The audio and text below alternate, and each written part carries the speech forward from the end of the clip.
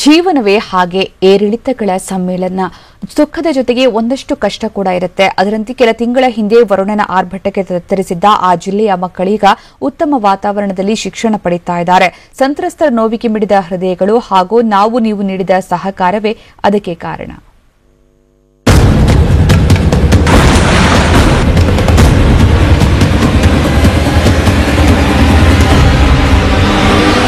ನಿಂತಲ್ಲೇ ಕುಸಿಯುತ್ತಿರೋ ಭೂಮಿ, ನೋಡುತ್ತಿದ್ದಂತೆ ಉರುಳುತ್ತಿರೋ ಕಟ್ಟಡಗಳು, ಶತಮಾನದ ರಣಭೀಕರ ಮಳೆಗೆ ತತ್ತರಿಸಿದ್ದ ಕೊಡಗಿನ ದೃಶ್ಯಗಳಿಗೋ.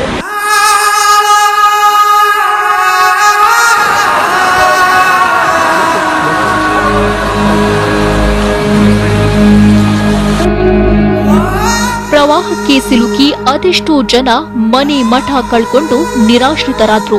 ಎಡೆಬಿಡದೆ ಸುರಿತ ಮಳೆಗೆ ಮಕ್ಕಳ ವಿದ್ಯಾಭ್ಯಾಸಕ್ಕೂ ತೊಂದರೆಯಾಯಿತು.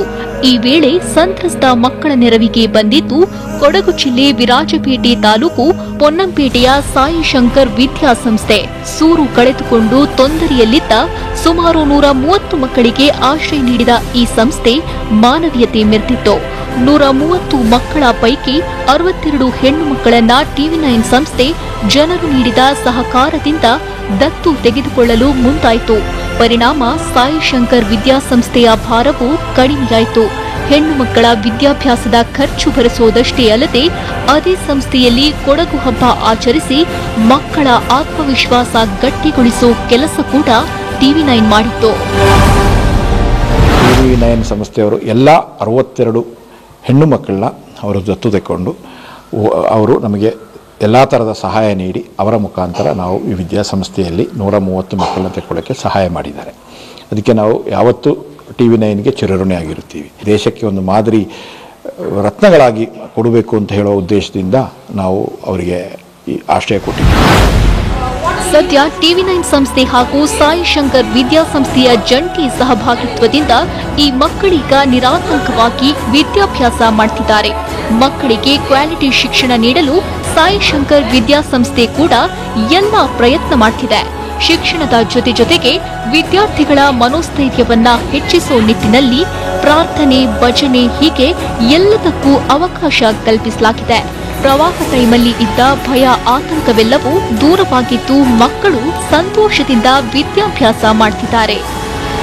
ಈ ಅಟ್ಮಾಸ್ಫಿಯರ್ ಹೇಗಿದೆ ಅಂತಂದ್ರೆ ಸಾಯಿ ಶಂಕರ್ ಅಲ್ಲಿ ಸ್ಪಿರಿಚುವಲ್ ಬೇಸ್ ಇರೋದ್ರಿಂದ ಆ ಭಯ, ದೇವರಲ್ಲಿ ಭಕ್ತಿ ಮೂಡೋದ್ರಿಂದ ಸೊ ಮಕ್ಕಳಿಗೆ ಆಟೋಮ್ಯಾಟಿಕಲಿ ಆ ಭಯ ದೂರ ಆಗ್ತಾ ಇದೆ. ಆ ರೀತಿ ಮೊದಲು ಬರುವಾಗ ಇತ್ತು. ಬಟ್ ಸಾಯಿ ಶಂಕರಿಗೆ ಅವರು ಬಂದ ಮೇಲೆ ಅವರು ನಮ್ಮ ಟೀಚರ್ಸ್ ಆಗಿರ್ಬೋದು ಅಥವಾ ಸಾಯಿ ಫ್ಯಾಮಿಲಿನ ಎಲ್ಲ ಫ್ಯಾಕಲ್ಟಿ ಮೆಂಬರ್ಸ್, ಟೀಚಿಂಗ್, ನಾನ್ ಟೀಚಿಂಗ್ ಅವರೆಲ್ಲ ಸೇರ್ಕೊಂಡು ಏನ್ ಮಾಡಿದ್ದಾರೆ ಅಂದ್ರೆ ಆ ಮಕ್ಕಳಲ್ಲಿ ಆ ಸಂತೋಷ, ಉಲ್ಲಾಸ, ಆ ಮೋಟಿವೇಶನ್ ಅನ್ನು ಕೊಟ್ಟು ಆ ಹೆದರಿಕೆಯನ್ನ ದೂರ ಮಾಡಿ ಇವತ್ತು ನೋಡಿದ್ರೆ ಆ ಮಕ್ಕಳೆಲ್ಲರೂ ನಮ್ಮ ಎಲ್ಲ ಮಕ್ಕಳ ಜೊತೆ ಬೆರೆತು ತುಂಬಾ ಖುಷಿಯಾಗಿ ಸಂತೋಷವಾಗಿದ್ದಾರೆ.